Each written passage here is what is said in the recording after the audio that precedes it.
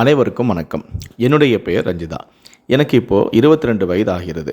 எனக்கு அப்பா, அம்மா மற்றும் ஒரு தம்பி ஆகியோர் இருக்கிறார்கள். எனது அப்பா விவசாயம் செய்து எங்கள் குடும்பத்தை நடத்தி வருகிறார். எனது அம்மாவும் அப்பாவுக்கு உதவியாக சேர்ந்து இருவரும் விவசாயம் பார்த்து வருகிறார்கள். எங்கள் குடும்பம் நடுத்தரமான குடும்பம்தான்.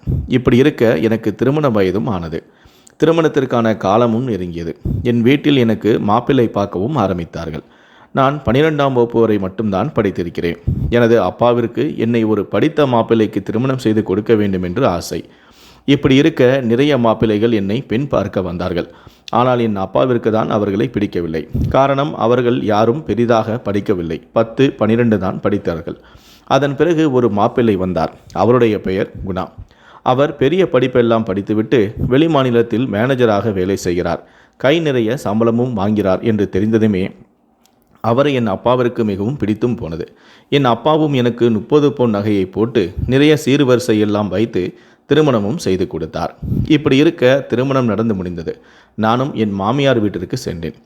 என் கணவன் வீட்டில் என் கணவரும் மாமியாரும் மட்டும்தான், வேறு யாரும் கிடையாது. இப்படி இருக்க எங்கள் திருமண வாழ்க்கை மிகவும் சந்தோஷமாக போனது. முதலில் என்னை என் மாமியார் மிகவும் சந்தோஷமாக பார்த்து கொண்டார். போக போக என்னிடம் நிறைய வேலை சொல்வது, என்னை திட்டுவது, இது போன்று செய்து கொண்டும் இருந்தார். ஆனால் என் கணவனோ என்னை நன்றாக பார்த்தும் கொண்டார். நான் கேட்பதையெல்லாம் வாங்கியும் கொடுத்தார். இப்படியே 2 மாதம் போக திடீரென ஒரு நாள் அவருக்கு கம்பெனியில் சீக்கிரமாக வந்து சேருமாறு லெட்டரும் வந்தது. அதை பார்த்தவுடன் அவர் அடுத்த நாளை ஊருக்கு கிளம்பவும் தயாரானார். என் கணவரான குணா தன் பெரியம்மா பசங்களுடன் நன்றாக பேசி பழகி வருவார். அவர் ஊருக்கு கிளம்புவதற்கு அவர்களை உதவிக்கும் அழைத்திருந்தார். அவர்களில் இருவருடைய பெயர் குமார் மற்றும் ராஜ். அதில் குமார் என்றவர் கொஞ்சம் நல்லவர். ராஜ் பெண்கள் விஷயத்தில் கொஞ்சம் கெட்டவர். அதனால் என் மாமியாருக்கு ராஜை கண்டாலே பிடிக்காது. அன்று குணாவின் வீட்டிற்கு குமார் மற்றும் ராஜ் ஆகியோர் வந்தார்கள். உடனே ரஞ்சிதாவின் அத்தையான ராதை இதனை பார்த்து திட்டவும் ஆரம்பித்தார். அவனும் இது எப்பவும் நடப்பது தானே என்று யதார்த்தமாக வீட்டுக்குள் வந்து அமர்ந்தது. குமாரிடம் எனக்கு ஒன்று மட்டும் புரியவில்லை. இவங்க ஏன் என்ன திட்டிக்கிட்டே இருக்காங்கன்னு தெரியலை என்றும் கூறினான். இப்படி இருக்க குணா ஊருக்கு கிளம்பி கொண்டு இருந்தான். அப்பொழுது ரஞ்சிதா அவனிடம் வந்து, நீங்கள் என்னை விட்டுட்டு தனியாக போகிறீங்களே, எனக்கு ரொம்ப கஷ்டமாக இருக்குது, நானும் உங்கள் கூட வாரேன் என்றும் கூறினாள். இதை கேட்ட குணாவோ, நீ இப்போ அங்கே வந்து என்ன பண்ண போகிற, நீ கவலைப்படாத, நான் அங்கே போய் எல்லாத்தையுமே ரெடி பண்ணிவிட்டு உன்னை வந்து கூட்டிகிட்டு போகிறேன் என்றும் கூறினான். உடனே ரஞ்சிதாவோ, நம்ம 2 பேருக்கும் கல்யாணமாகி 2 மாதம்தான் ஆகுது, ஒருத்தருக்கு ஒருத்தர் நல்லா புரிஞ்சிக்கவே இல்லை, அதுக்குள்ளே என்னை விட்டுட்டு போகிறேன்னு சொல்கிறீங்களே என்றும் கூறினார். உடனே குணாவோ, நான் என்ன பண்ணுறது, நானும் இங்கே ஏதாவது வேலை கிடைக்கும்னு தான் நினச்சேன், ஆனால் அங்கே தான் எனக்கு நிறைய சம்பளமும் கிடைக்குது என்றும் கூறினார். உடனே ரஞ்சிதா, உங்கள் இஷ்டப்படியே செய்யுங்க, நீங்கள் அங்கே தான் போகணும்னு நினைக்கிறீங்க, தாராளமாக போங்க என கோபித்து கொண்டு பேசி கொண்டு இருந்தார். அவளை சமாதானப்படுத்திவிட்டு பிறகு வெளியே வந்த குமார் மற்றும் ராஜ் ஆகியோரை சந்தித்து, நான் வேலைக்கு வெளியூர் போகிறதுக்கு அப்புறமாக நீங்கள் 2 பேரும் தான் என் அம்மாவை பத்திரமாக பார்த்துக்கணும் என்றும் கூறினான். உடனே அவருடைய தம்பியான குமார், நீ சொல்லாட்டியும் கூட நாங்கள் அம்மாவை பத்திரமா பார்த்துக்குவோம் என்று கூற, ராஜும் கண்டிப்பாக 2 நாளைக்கு ஒரு வாட்டி வந்து பார்த்துக்கிறோம் என்றும் கூறினார். குணா, உங்கள் 2 பேரும் நம்பரையும் நான் ரஞ்சிதா கிட்ட கொடுத்துட்டு போகிறேன் என்றும் கூறினான். உடனே ராஜ், கண்டிப்பாக கொடு, ஏன்னா இப்போ ஒருத்தர் எல்லாமே நல்லா விசாரிப்பது ஃபோனில் தானே என்றும் கூறினான். குணா, ஃபோனில் விசாரித்தா மட்டும் பத்தாது, வீட்டுக்கும் அடிக்கடி வந்து பார்த்துக்கணும் என்று கூற, உடனே குணாவின் அம்மா வந்து, அதெல்லாம் ஒன்றும் வேணாம்ப்பா, யாரும் வீட்டுக்கு வர வேண்டிய அவசியம் ஒன்றும் இல்லை என்றும் கூறினார். உடனே குணா, நீங்கள் சொல்கிறது சரிதாம்மா, ஆனால் ஏதாவது ஒரு பிரச்சனைனா இவங்க 2 பேரும் தானே உதவி பண்ணுவாங்க என்று கூறிவிட்டு அவர்களை வெளியூர் செல்வதற்கு தேவையான பொருட்களை வாங்க தன்னுடன் அழைத்து சென்று விட்டான். ஆனாலும் ராஜுக்கு ரஞ்சிதாவின் மேல் ஒருவிதமான ஆசையும் ஏற்பட்டது. ரஞ்சிதாவும் அவனை பார்த்து சிரிப்பதுமாக இருந்தாள். இப்படி இருக்க குணா மற்றும் ரஞ்சிதா இருவருமே அன்று இரவு தன் அறையில் பேசி கொண்டிருந்தனர். குணாவின் மேல் சாய்ந்தபடி கட்டி அணைத்து கொண்டு ரஞ்சிதாவும் படுத்திருந்தாள். நான் போன பிறகு அம்மாவை நீ தான் சந்தோஷமாக பார்த்துக்கணும், அவங்களுக்கு வேலைக்கு சமைத்து கொடுக்கணும், அவங்கள எந்த வேலையும் செய்யாமல் நல்லபடியாக பார்த்துக்கணும் என்று கூறினார். இப்படி இருக்க இருவருமே ஒன்றாக பேசிக்கொண்டு கட்டிப்பிடித்தே ஒன்றாக உறங்கியும் விட்டனர். அடுத்த நாள் காலையில் குணா புறப்பட்டு மும்பை நகரத்திற்கு வேலைக்கு சென்று விட்டான். குணா ஒரு மாதத்திற்கு தினமும் தன் அம்மாவிற்கும் தன் ஆசை மனைவியான ரஞ்சிதாவிற்கும் கால் செய்து பேசுவான். ஆனால் திடீரென்று அவன் கால் செய்வது மிகவும் குறைந்துவிட்டது. ஏனென்றால் அவனுக்கு வேலை சுமை அதிகமாகிவிட்டது. அவன் மாதத்திற்கு ஒருமுறை அல்லது இருமுறை தான் கால் செய்ய வேண்டிய சூழலும் ஏற்பட்டது. ரஞ்சிதா கால் செய்தாலும் எடுக்க முடியவில்லை. அப்படியே எடுத்தாலும் எனக்கு வேலை இருக்கிறது என்று சொல்லிவிட்டு கட் செய்து விடுவான். தன் மகனின் சூழ்நிலையை அவனுடைய அம்மா புரிந்தும் கொண்டார். ஆனால் ரஞ்சிதாவிற்கு தன் கணவன் இல்லாமல் வெறுமையாக உணரவும் ஆரம்பித்தாள். அவள் தனிமையாக இருந்தாள். அவள் எண்ணங்கள் அலைப்பாய ஆரம்பித்தது. அவளுக்கு தவறான சிந்தனைகளும் தோன்ற ஆரம்பித்தது. தன் செல்போனில் தவறான படங்களை பார்த்து அவளுடைய மனதில் தவறான ஆசைகளும் வளர ஆரம்பித்தது. ஒரு கட்டத்தில் அவள் தவறான விஷயங்களுக்கு அடிமையாக ஆரம்பித்தாள். இப்படி இருக்க குமாரும் ராஜுவும் அடிக்கடி குணாவின் வீட்டிற்கு சென்று அவருடைய அம்மா மற்றும் மனைவி உதவிகள் எதுவும் வேணுமா என ஏதாவது செய்யணுமா எனவும் கேட்டு வந்தனர். ஆனால் குமார் மற்றும் ராஜ் ஆகியோர் அவரது வீட்டிற்கு வருவது குணாவின் அம்மாவிற்கு பிடிக்கவில்லை. ஒரு நாள் குமாரிடம் ரஞ்சிதா எனக்கு இந்த துணிகளையெல்லாம் தைத்து வந்து கொடுங்கள் என்று கூறிவிட்டு சில துணிகளையெல்லாம் கொடுத்து விட்டாள். அவனும் அந்த துணிகளையெல்லாம் தைத்து ரஞ்சிதாவின் வீட்டிற்கு எடுத்து வந்தான். அப்பொழுது ரஞ்சிதா அவனுடைய ஜாக்கெட்டின் பின்பக்கம் கொக்கியை மாட்டிக்கொண்டிருந்தாள். குமார் அவள் வீட்டு வாசல் நின்று ரஞ்சிதாவை கூப்பிட உடனே ரஞ்சிதா குமாரை வீட்டிற்குள் அழைத்தாள். உடனே ரஞ்சிதா ஜாக்கெட் மாட்டுவதை பார்த்த குமார், நீங்கள் வேலையாக இருக்கீங்க, நான் அப்புறமா வரேன் என்று அங்கிருந்து கிளம்ப உடனே ரஞ்சிதாவோ ஒரு நிமிஷம் இரு குமார், இந்த கொக்கியை மாற்ற முடியல, எனக்கு ரொம்ப கஷ்டமாக இருக்குது, எனக்கு கொஞ்சம் உதவி பண்ணு, இந்த ஊக்க கொஞ்சம் மாட்டிவிடு என்று கூற உடனே குமாருக்கு என்ன சொல்வது என்றே தெரியவில்லை. நான் எப்படி இதை மாற்றுறது என்று கூற நீ தான் மாற்றணும், வேற யார் என்று கூற அவனும் அந்த கொக்கியை மாட்டவும் ஆரம்பித்தான். அதை மாற்றி கொடுத்த பின்பு குமாரை சற்று மாற்றத்துடன் ரஞ்சிதா பார்க்கவும் ஆரம்பித்தாள்.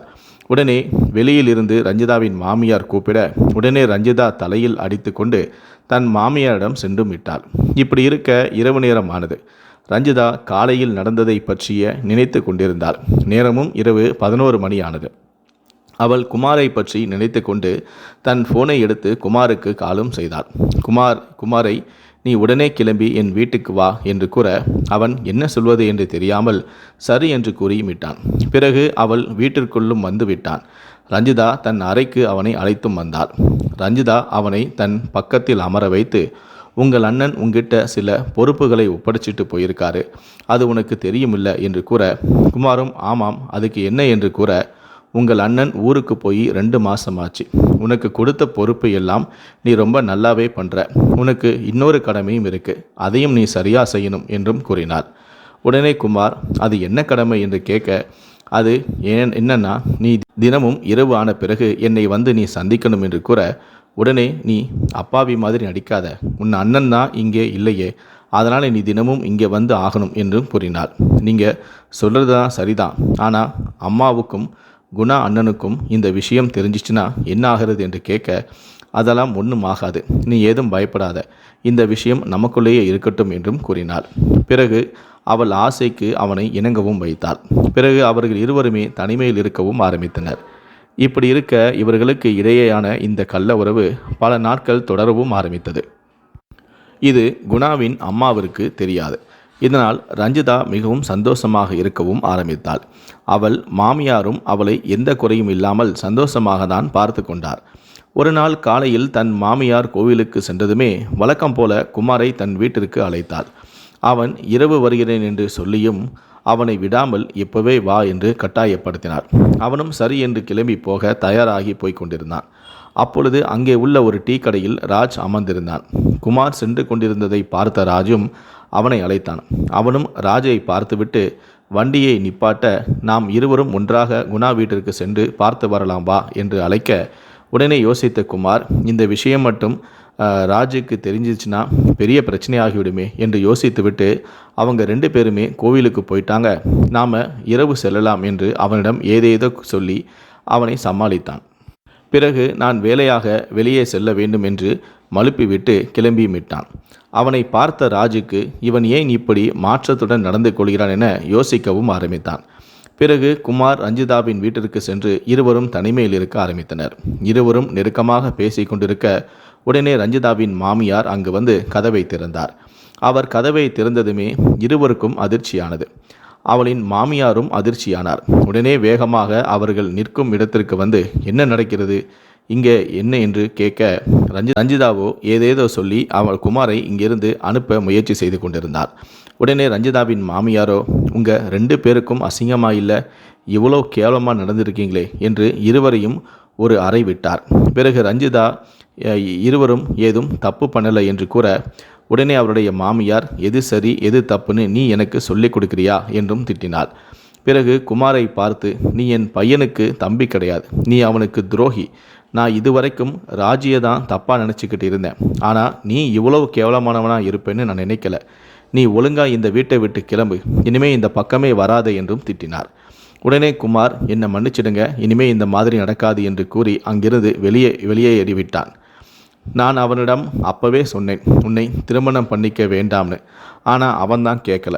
அவனிடம் இருந்து கால் வரட்டும், எல்லாத்தையும் சொல்கிறேன் என்று கூறி அவளை திட்டிவிட்டு அங்கிருந்து சென்று விட்டார். அந்த நாளுக்கு பிறகு குணாவின் அம்மா ரஞ்சிதாவை கண்காணிக்கவும் ஆரம்பித்தார்.